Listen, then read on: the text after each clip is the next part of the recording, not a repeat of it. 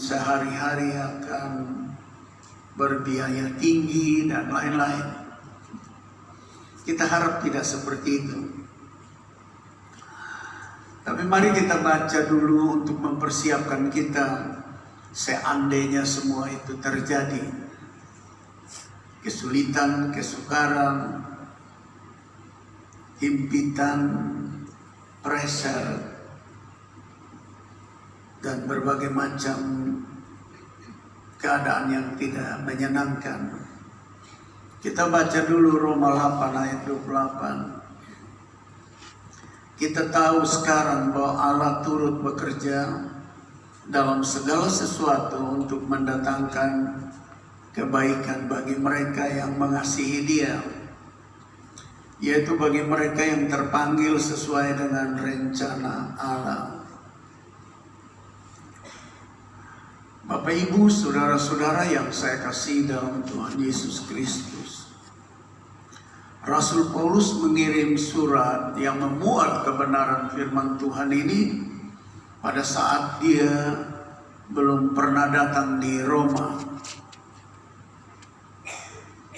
Sebab Paulus baru datang ke Roma itu pada tahun 58 Masehi, sedangkan dia mengirim surat ini di antara tahun 56 sampai 57 Masehi.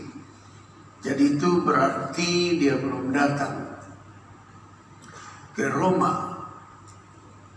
Tapi ketika kita mendengar firman Tuhan yang disampaikan ini, maka kita sudah bisa menganalisa secara normatif bahwa keadaan jemaat di Roma ada dalam keadaan yang penuh dengan kesukaran dan kesulitan, penuh dengan hambatan tantangan dari segala segi. Entah itu karena pengiringan akan Tuhan, sehingga mereka tidak memiliki kesempatan atau diberikan peluang untuk bekerja, diberikan peluang untuk bebas beribadah, diberikan peluang untuk bebas berdagang, berusaha, bekerja, diberikan peluang sesuai dengan skill mereka untuk mendapatkan jabatan, pangkat, dan lain-lain. Kesukaran dan kesulitan ini didengar oleh Rasul Paulus, dan Rasul Paulus berdoa. Lalu Tuhan bicara sama Rasul Paulus, tuliskan kebenaran ini kepada mereka, bahwa kesukaran dan kesulitan, bahwa tantangan dan himpitan, keadaan dalam mengiring Tuhan lalu disudutkan dan menjadi kelompok orang yang termarginal. Dia bilang begini, ayat 28 itu, bahwa Allah turut bekerja dalam segala sesuatu, dalam kesukaran, dalam kesulitan, dalam penderitaan, dalam tidak mendapatkan pekerjaan, dalam menghadapi situasi ekonomi yang buruk, dalam menghadapi tekanan karena disisihkan dari kelompok masyarakat, bahkan sangat parah karena kekristenan mulai disiksa, mulai mendapatkan berbagai macam himpitan yang berat. Segala sesuatu yang tadi saya ngomong adalah hal-hal yang umum di mana masyarakat orang percaya di Roma mengalami. Tapi secara pribadi saya juga mau kasih tahu bahwa ada dua kelompok besar di Roma, kelompok Yahudi yang bertobat dan kelompok Yahudi yang tidak bertobat. Jadi kelompok Yahudi yang tidak bertobat itu membuat pressure dan tekanan kepada kelompok Yahudi yang bertobat. Itu berarti di antara saudara bersaudara. Karena iman, karena percaya, karena pengiringan akan Tuhan, itu mendapatkan tekanan yang berat dari saudara Yahudi yang sama. Karena Yahudi yang lain percaya Yesus, yang lain Yudaisme, yang lain menentang. Dan di antara mereka itu ada hubungan kekeluargaan, apalagi sebagai kelompok Yudaisme. Jadi tantangan dan pressure-nya yang kuat itu selain dari luar, tapi dari dalam juga. Sehingga sesama Yudaisme itu yang ikut Tuhan merasa tersakiti, yang taat kepada Tuhan rasa disisihkan, rasa ditolak, rasa tidak dihargai, dan mereka ada dalam pergumulan yang besar. Itu sebabnya Tuhan pakai Rasul Paulus kasih tahu sama mereka, selain daripada himpitan tantangan dari luar, tapi dari dalam kelompok Yudaisme sendiri, karena terbagi dua. Ketika mereka melihat bahwa orang-orang Roma yang pulang dari hari Pentakosta lalu mulai menyatakan kepada kelompok-kelompok Yudaisme yang ada di sana bahwa ternyata Yesus itu hidup dan Yesus itu membaptis orang-orang di Yerusalem dengan Roh Kudus, dan dia bukan Tuhan yang mati, dia adalah Allah, dia adalah juru selamat, dia adalah Tuhan. Nah, kalau diterjemahkan ke dalam kehidupan keseharian kita sesama kelompok, kalau ada kelompok surat yang disampaikan kepada orang di Roma, kelompok Kristen di Roma, yang tadi bagian kedua, yaitu Yudaisme dengan Yudaisme. Jadi kalau diterjemahkan ke dalam kehidupan kita sekarang ini, bisa terjadi di antara kita sendiri, selain daripada persoalan rumit di luar nanti, persoalan rumit yang pada umumnya kita hadapi, tekanan, himpitan di tempat pekerjaan kita masing-masing, di tempat usaha kita masing-masing, di tempat kita bekerja, di ruang lingkup di mana kita ada berbagai macam kesukaran, kesulitan dari sisi ekonomi, dari sisi politik, dari sisi kebutuhan, dari sisi keperluan, dan lain-lain. Akan ada banyak kesukaran dan kesulitan. Tapi secara internal ternyata ada dua kelompok Yudaisme, yang satu percaya Yesus, yang satu tidak percaya, atau juga bisa sama-sama percaya Tuhan Yesus tapi tidak sejalan dalam pendapat, pemikiran, sehingga berbagai macam pressure, tekanan buat orang percaya waktu itu. Sehingga Tuhan pakai Paulus kirim firman ini, bahwa menghadapi masalah seperti itu, baik secara eksternal, baik yang ada di luar sana yang berlaku secara umum, dan berlaku di antara persekutuan berjemaat, dan berlaku di antara kelompok yang percaya Yesus dengan yang tidak.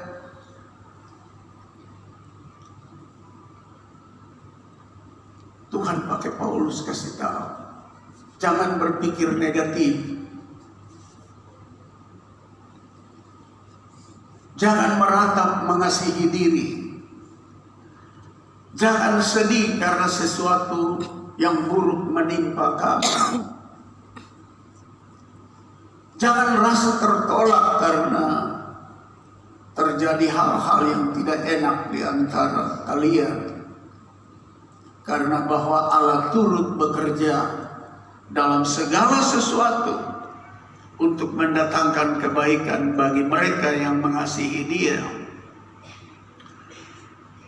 Secara normatif, kesukaran selalu membuat kita bias dalam berpikir. Kenapa Tuhan kasih tinggal kita? Kenapa Tuhan izinkan ini?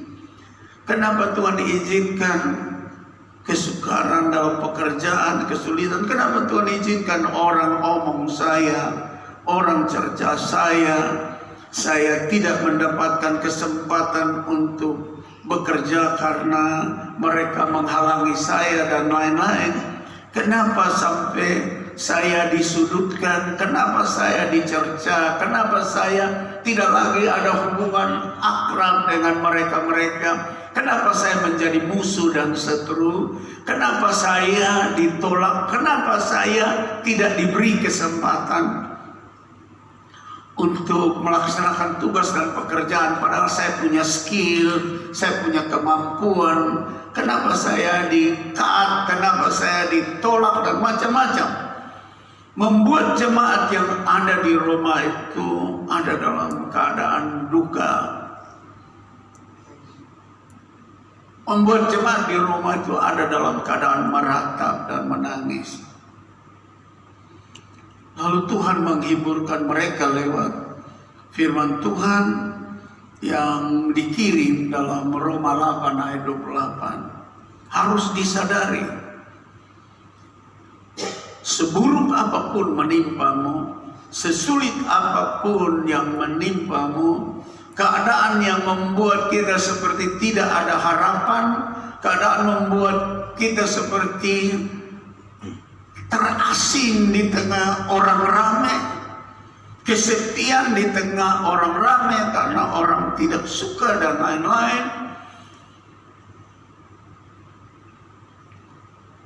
Firman Tuhan berkata, Allah turut bekerja dalam segala sesuatu untuk mendatangkan kebaikan bagi mereka yang mengasihi Tuhan, mengasihi Dia. Jadi dalam menghadapi perjalanan kehidupan ini, bila ada di antara kita sama sendiri Yudaisme yang artinya kelompok orang percaya dengan orang percaya, ada yang tidak sependapat dengan Bapak Ibu atau saudara-saudara sehingga membuat duka, atau tidak beretika baik sehingga membuat Anda menangis atau membuat Anda seperti kenapa ini harus terjadi, lalu kita meratapi diri kita, meratapi keadaan kita sendiri, lalu mengasihi diri kita sendiri, lalu bisa sampai kepada satu ujung perjalanan, yaitu putus asa, kecewa, lalu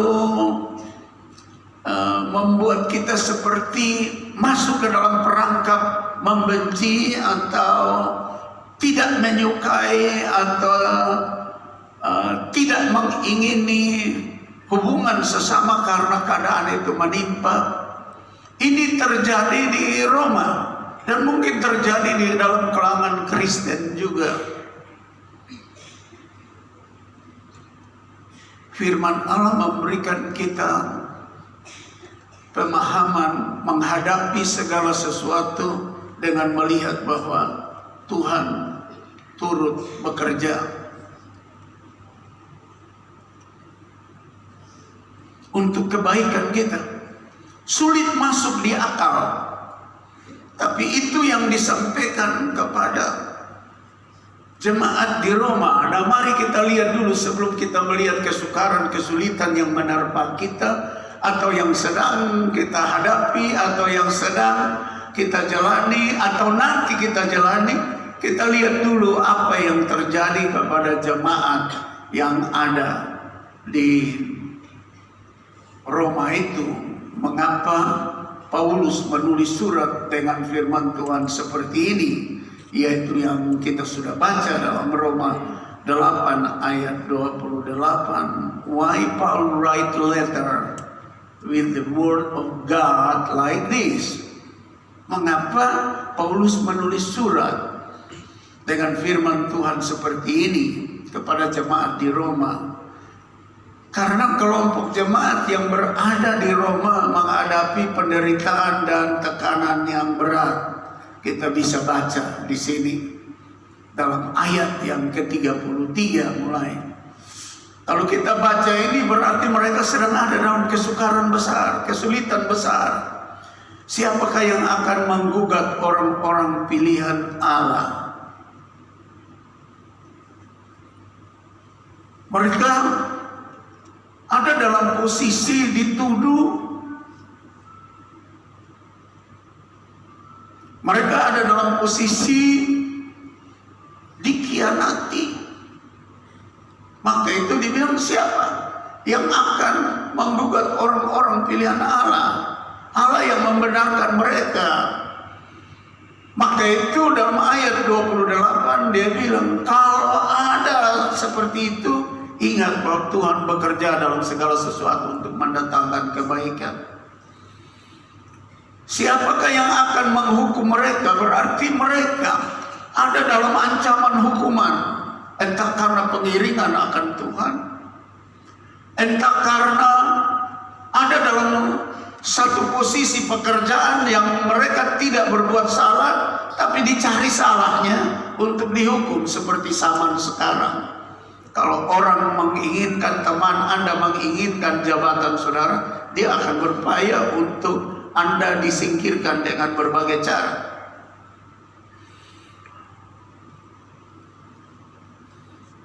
Jadi mereka ada dalam keadaan yang luar biasa. Digugat, dituduh. Mereka berupaya menghukum mereka. Ayat 34, Kristus Yesus yang telah mati, bahkan lebih lagi, yang telah bangkit, yang juga duduk di sebelah kanan Allah, yang malah menjadi pembela bagi kita. Siapakah yang akan memisahkan kita dari kasih Kristus? Ayat yang ke-35 adalah satu spirit membujuk orang-orang percaya untuk memisahkan diri dari Kristus.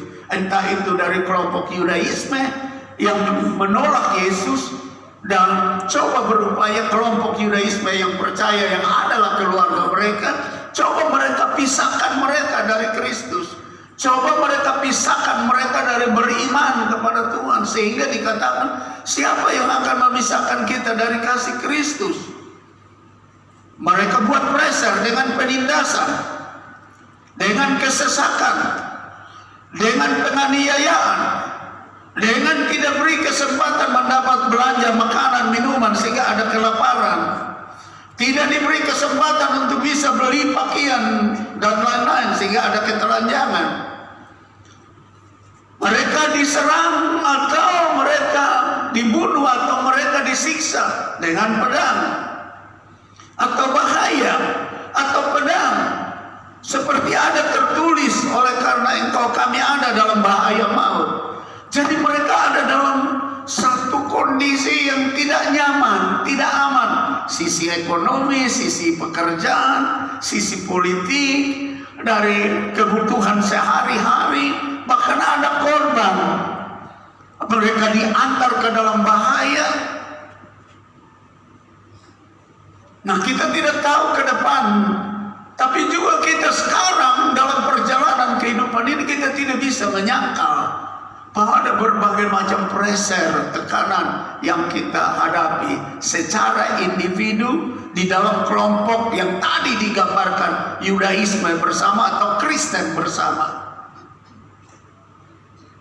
Di saat satu tidak menghormati yang satu saja sudah ada pressure itu, sudah ada tekanan.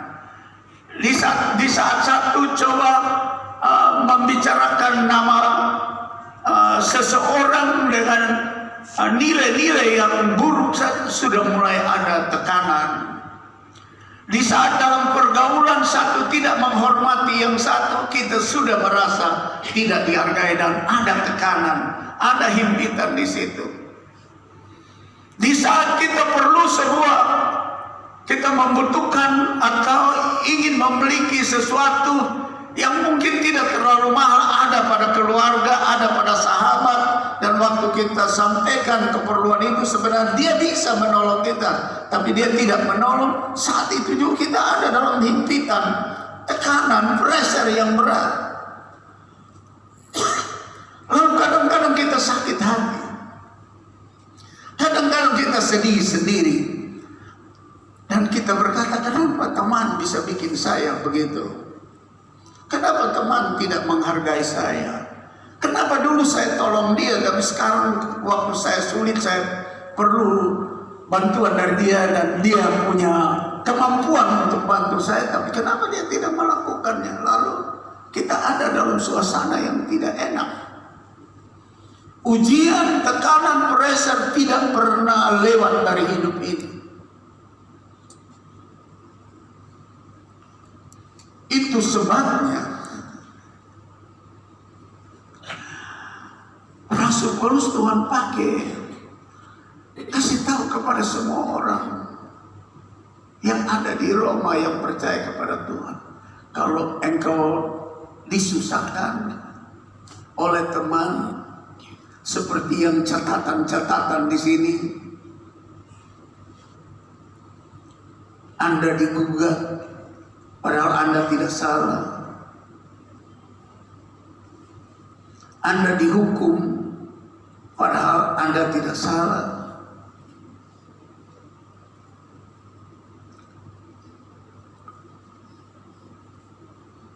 Anda coba dipisahkan daripada iman percaya, seperti ayat 35, sehingga Tuhan pakai Paulus sampaikan firman Tuhan ini. Kalau orang berupaya memisahkanmu daripada Kristus, siapakah yang akan memisahkan kita dari kasih Kristus? Tidak ada. Penindasan, tekanan,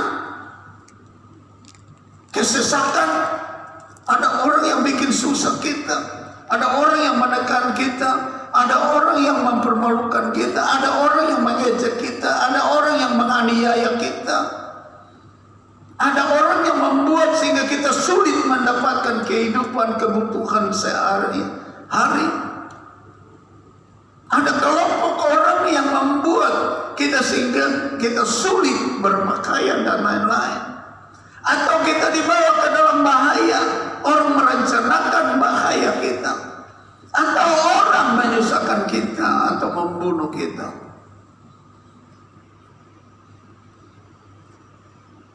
Atau kita dibawa ke dalam bahaya maut. Kalimat-kalimat terakhir daripada ayat 35. Lalu orang menganggap kita seperti domba-domba yang mudah disembelih.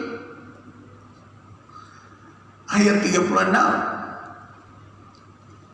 ayat 37. Ini sangat menarik. Tetapi dalam semuanya itu kita lebih daripada orang-orang yang menang. Oleh Dia yang telah mengasihi kita, sebab aku yakin bahwa baik maut maupun hidup, baik malaikat-malaikat maupun pemerintah-pemerintah, baik yang ada sekarang maupun yang akan datang, atau kuasa-kuasa, baik yang di atas maupun yang di bawah, ataupun sesuatu makhluk lain, tidak akan dapat memisahkan kita dari kasih Allah yang ada dalam Kristus Yesus Tuhan kita. Jadi kalau lihat mulai dari ayat 33 sampai ayat 39 ini, daftar kesukaran, daftar kesulitan, daftar pressure, daftar himpitan, daftar sengsara, begitu banyak menimpa jemaat di Roma. Dan terdengar kepada Rasul Paulus, banyak yang kecewa, banyak yang putus asa, banyak yang hilang harapan, banyak yang meratap, menangis, mengurung diri seperti tidak ada jalan keluar. Itu sebabnya Rasul Paulus Tuhan pakai untuk menulis kebenaran firman Tuhan ini, untuk supaya orang percaya kalau di antara sesama teman saling menyakiti, saling tidak menghormati, harus berpikir positif bahwa Allah turut bekerja dalam segala sesuatu untuk mendatangkan kebaikan bagi kita. Contoh pragmatisnya begini. Di saat-saat kita menuntut, kita mendapatkan penghormatan, penghargaan. Di saat yang sama, teman bisa berbuat sesuatu yang menyatakan tidak menghormati saudara, tidak menghargai saudara. Untuk apa kebaikan kita? Baiknya apa? Supaya kita periksa diri. Saya sedang sombong, minta penghormatan, atau saya perlu rendah hati. Jadi kejadian itu mendatangkan kebaikan. Kita mengevaluasi diri. Kalau orang menjengkelkan kita, kita mengevaluasi diri. Perlu kita marah atau kita sabar menurut firman Allah. Kalau kita sabar menurut firman Allah, maka disebut mendatangkan kebaikan. Tapi kalau kita tidak sabar dan kita berupaya untuk balas jahat dengan jahat, maka itu tidak mendatangkan kebaikan bagi kita.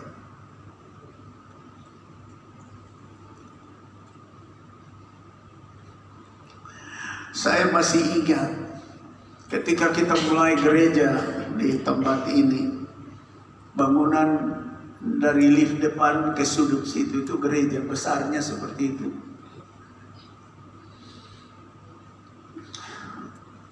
Berulang-ulang kali saya urus IMB di pemerintah, mereka tidak kasih.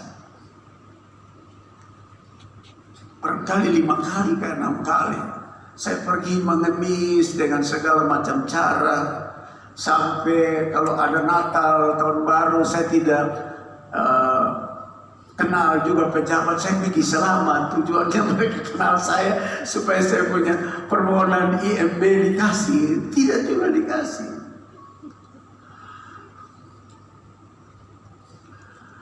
Lalu satu waktu saya pikir, kenapa begini? Waktu itu wali kotanya Pak Lirik. Saya mulai berpikir berdosa dalam hati. Saya mulai berpikir sakit hati. Karena beliau mau menikah di Atambua, karena dia punya istri famadu, saya pendeta di sana famadu, jadi saya dapat pressure untuk kerja, siap segala macam persiapan untuk nikah segala macam. Pak Lirik ini, saya bilang, aduh kenapa dia tidak ingat? Waktu itu di Atambua saya capek setengah mati, kerja urus sampai kasih berdiri tank, kasih semua atur segala macam, lalu urus dia. Saya tidak rugi duit, tapi paling kurang dia ingat itu hari saya kerja di Atambua untuk dia nikah. Saya rasa kecewa, saya rasa tersulut. Wah, dia tidak ingat saya penjasa begitu. Dia tidak ingat saya capek buat dia di Atambua waktu itu.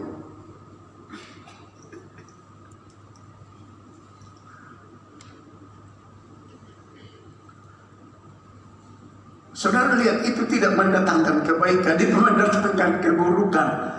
Saya luka, saya tersakiti, saya menuntut dihormati, menuntut mendapatkan penghargaan, menuntut ingin supaya ingat saya pernah lelah letih buat almarhumah. Beliau sudah almarhumah.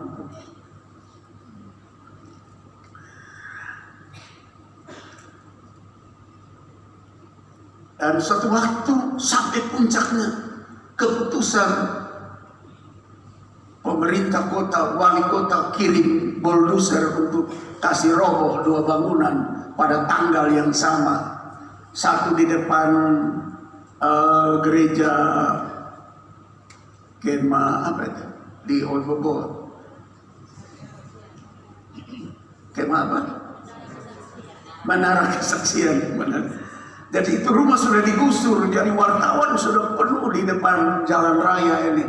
Tunggu itu bulldozer tiba di sini dah bangunan ini. Karena tidak dapat IMB, saya membangun diam-diam saja. Tiba-tiba mereka sudah lihat, wah kok gedung gereja ada salib di depan. Sampai almarhum Pak Tius Natun itu dia datang, dia bagian tata kota. Dia bilang, kenapa rumah tinggal dipasang salib? Wah, ibu-ibu yang ada ngamuk sama dia. Pak Mahfud punya rumah di sana, dia pasang salib. apalagi ini kita mau pakai ibadah. Kedua, rame jadi pertengkaran. Tapi kita tunggu kapan produser itu datang untuk gusur bangunan ini, bangunan gereja. Wartawan banyak di depan.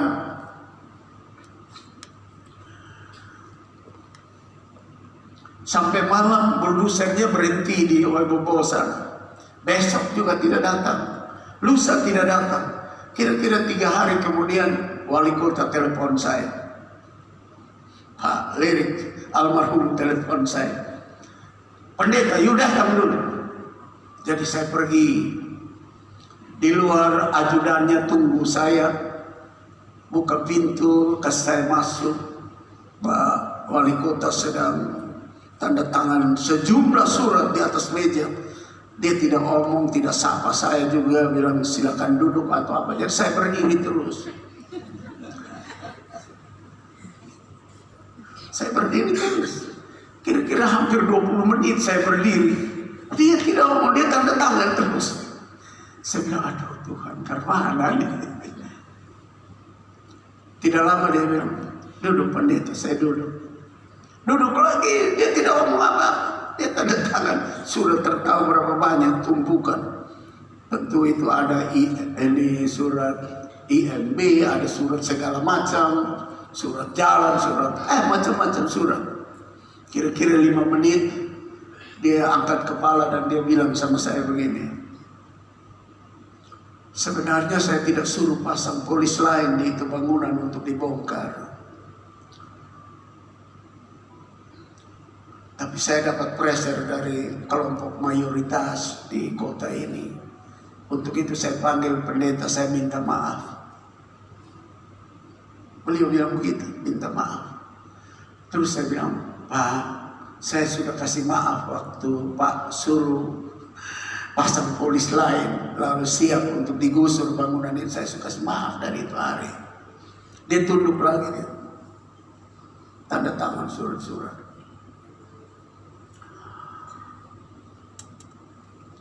Setelah itu dia sekali lagi dia bilang, saya minta maaf ya. Lalu dia angkat telepon, dia telepon sama Tius Natu. Itu waktu beliau bagian tata kota yang suka kasih keluar IMB. Sekarang siapkan IMB-nya pendeta John Anu punya gereja. Lalu omong panjang lebar. Wali kota dengan Tius Natu di situ, dua-dua soal almarhum. Mereka sampai di sana, kalau bisa omong ya mereka bercerita. Lalu Pak Lirik bilang, pendeta pergi sudah ambil IMB-nya di itu bundaran PU, waktu itu PU dari Kupang bagian tata kota pindah ke situ untuk kasih keluar. Dan saya pergi, saudara tahu, Bapak Ibu tahu.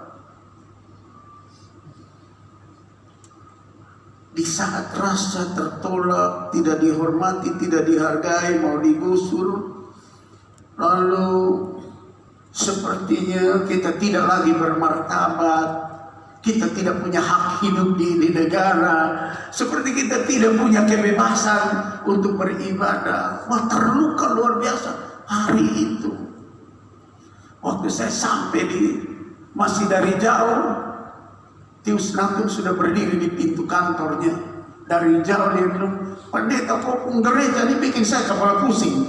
Saya bilang, saya dekat lalu saya tanya, kok kenapa? Mereka yang suruh saya tidak keluarkan IMB, mereka yang suruh saya pergi pasang polis lain, mereka yang suruh supaya saya kirim bulldozer pergi bongkar itu rumah. Sekarang mereka suruh saya kasih keluar IMB. Sekarang semua pegawai sudah keluar, tidak ada orang yang bisa ketik IMB sekarang. Lalu saya bilang, lalu bagaimana? Sudah saya tulis tangan saja IMB. Coba saudara bayangkan. Semua kesukaran, kesulitan, rasa tersudut, rasa tertolak, rasa tidak dihargai, segala sesuatu bekerja bersama-sama untuk mendatangkan kebaikan. Jadi Bapak Ibu, saudara-saudara, kalau ada kesukaran, memang secara manusia kita terluka, kita sakit hati, hampir-hampir mau putus harapan, rasanya lebih baik mati begitu. terjadi di Roma. Kalau kita baca ayat 33 sampai 39, pedang, dituntut hukum, ditolak, susah mendapatkan makanan, susah dapat pekerjaan, susah dapat izin ini dan itu. Mereka susah.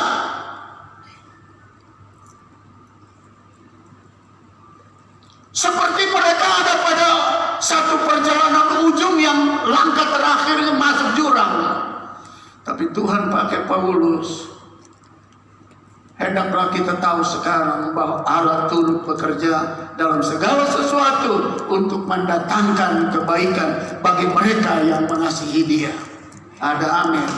Jadi kalau ada susah sedikit yang sekarang kita jalani atau hadapi dan nanti akan kita hadapi, sebab kesukaran, kesulitan, ujian itu tidak pernah lepas dari hidup ini.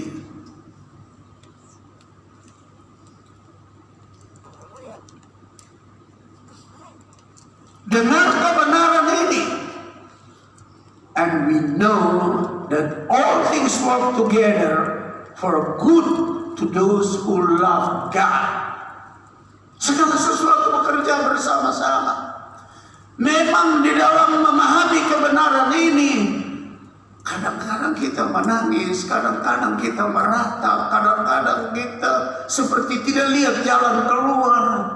Kadang-kadang kita berpikir, kenapa teman baik bikin saya sakit hati begini? Kenapa orang satu rumpun keluarga tidak menghormati, tidak menghargai? Kenapa saya tidak diberi kesempatan? Bapak Ibu tahu tanah yang di Patung Kiram itu gereja pertama beli itu tanah mau bikin Christian Center. Yang di Patung Kiram yang sekarang pagar sen keliling itu kita beli duluan.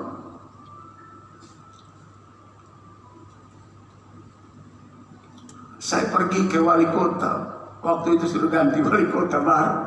Saya tidak ingin sebut nama wali kota itu. Saya pergi karena saya pikir, dia kita kenal baik. Dia juga pernah khotbah sebelum jadi wali kota di sini. Bukan masih gereja kecil. Jadi saya pikir, saya pergi urus ini tanah, pasti beres-beres begitu. Maksud urus untuk dapat sertifikat dan segala macam supaya kita bikin Christian Center di situ. Waduh, saya duduk lama di luar, saya lihat ada CCTV, saya bilang, oh pasti dia lihat saya.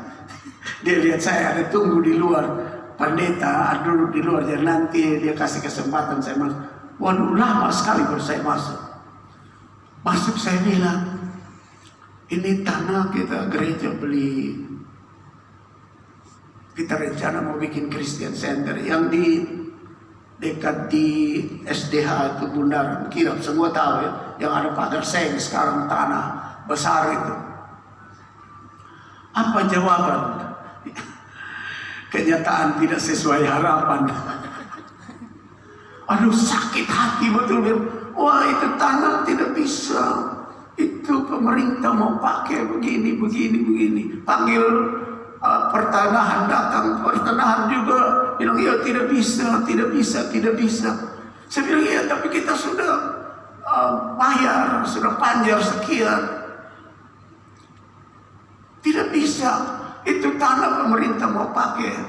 Sampai waktu itu saya bilang, Pak Wali, pemerintah dapat itu tanah, ada dia punya riwayat tanah kok. Beta ada di riwayat tanah, sehingga beta berani beli, gereja berani beli. Dia bilang segala macam. Aduh, saya kecewa.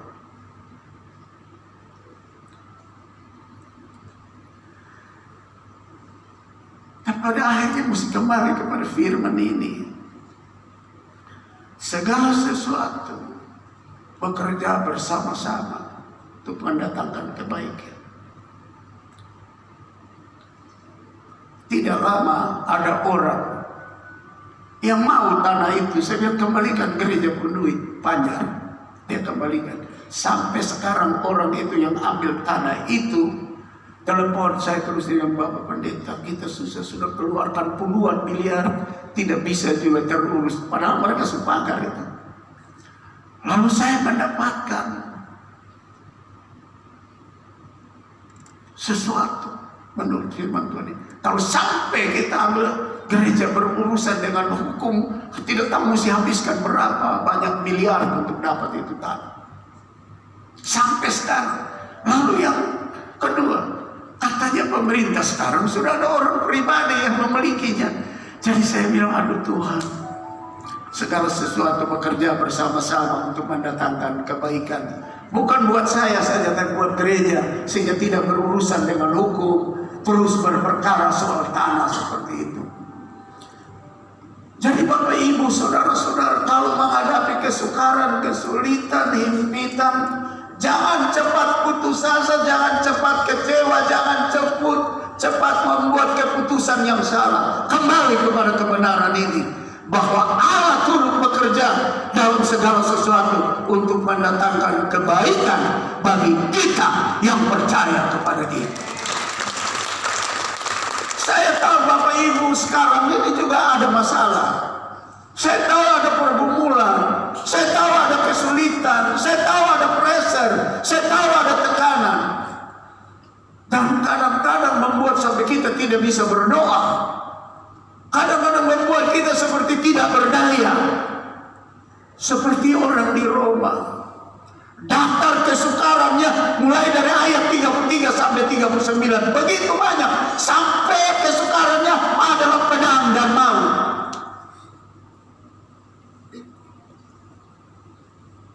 Kita belum kan?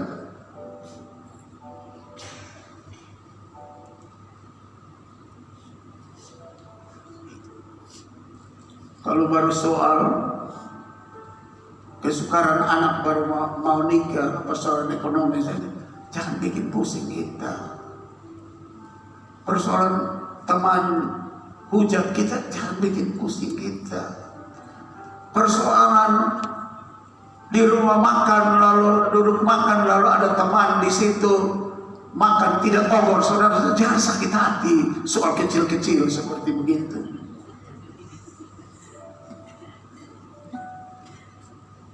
Itu belum pedang, itu belum maut. Lalu kita berdosa gampang-gampang dengan itu, buat apa?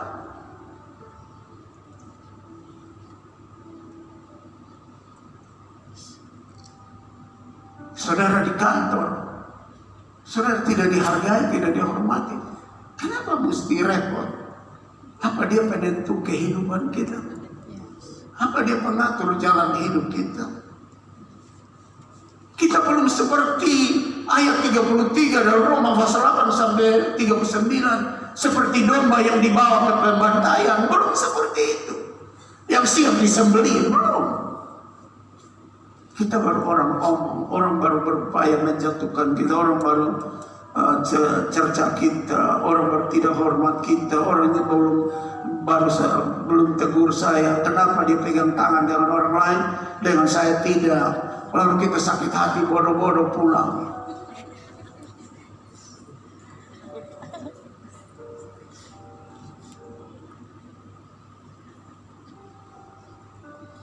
Kenapa dia bisa tolong orang lain, saya dia tidak tolong? Lalu kita jadi sakit hati. Kenapa kita sama-sama di dalam satu kantor, satu pekerjaan?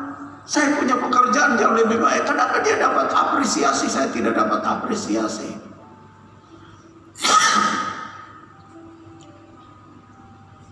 Lalu kita mulai berpikir yang aneh-aneh, negatif. Ini terjadi buat jemaat di Roma. Tuhan pakai Paulus, kasih tahu ya, hadapi ini dengan pikiran positif. Segala sesuatu bekerja bersama-sama untuk mendatangkan kebaikan bagi hidup kita. Kalau Bapak Ibu tidak dikasih naik pangkat, lalu tidak dikasih kepercayaan, untuk kelola harta kekayaan di dalam sebuah perusahaan atau kantor. Padahal saudara punya potensi memungkinkan Anda dipercaya itu. Berpikir positif. Segala sesuatu bekerja bersama-sama mendatangkan kebaikan bagiku. Jangan sampai waktu dipercayai uang banyak, korupsi terjadi. Markup.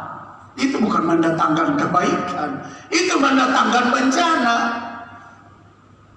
Tuhan lebih tahu siapa kita, kemampuan kita bertahan terhadap godaan hedoisme itu, kesenangan itu, menguasai materi, harta dan uang dan kekayaan. Tuhan lebih tahu siapa kita.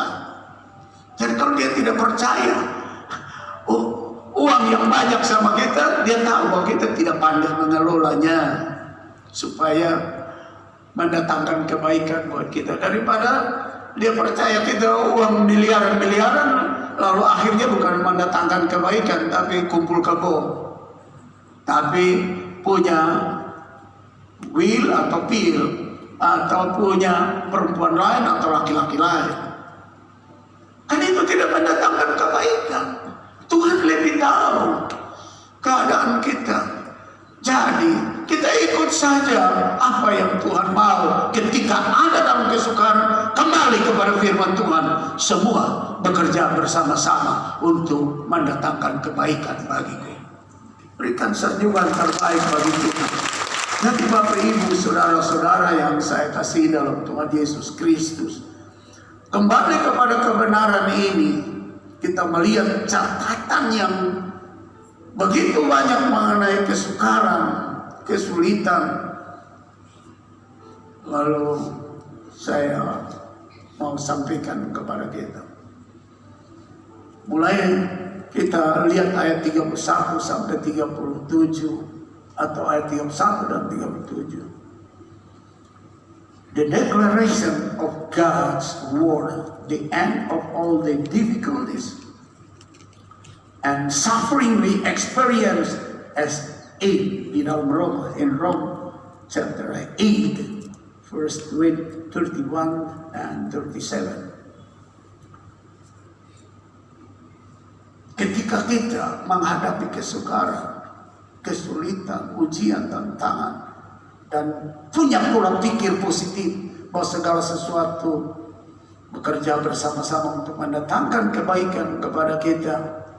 Ayat 31 dia bilang begini, sebab itu apa yang akan kita katakan tentang semuanya itu? Jikalau Allah di pihak kita, siapakah yang akan melawan kita?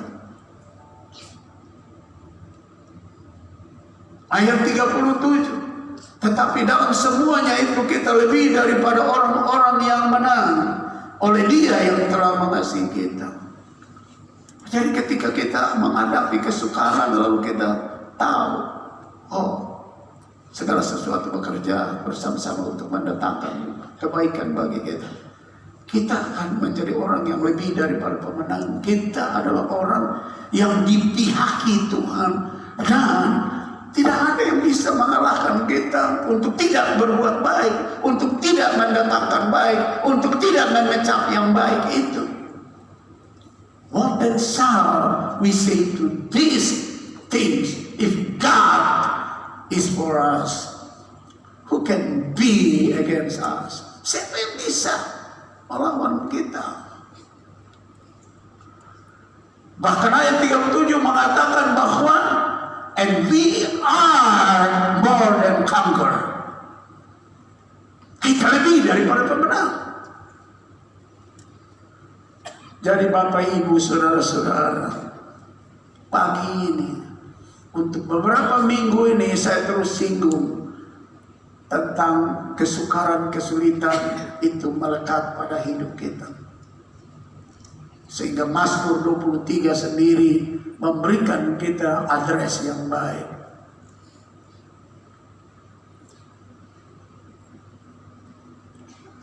Bahwa ketika kita ada di dalam pencobaan, tekanan, himpitan, lembah kekelaman yang ilustrasikan, dianalogikan dengan lembah kekelaman. Mazmur 23 bicara dengan jelas, tongkatnya dan gadanya menyertai kita. Itu sebabnya we live more than conquer. Itu sebabnya kita hidup lebih daripada pemenang. Ada amin. Berikan sabungan kepada. Mari kita bangkit berdiri.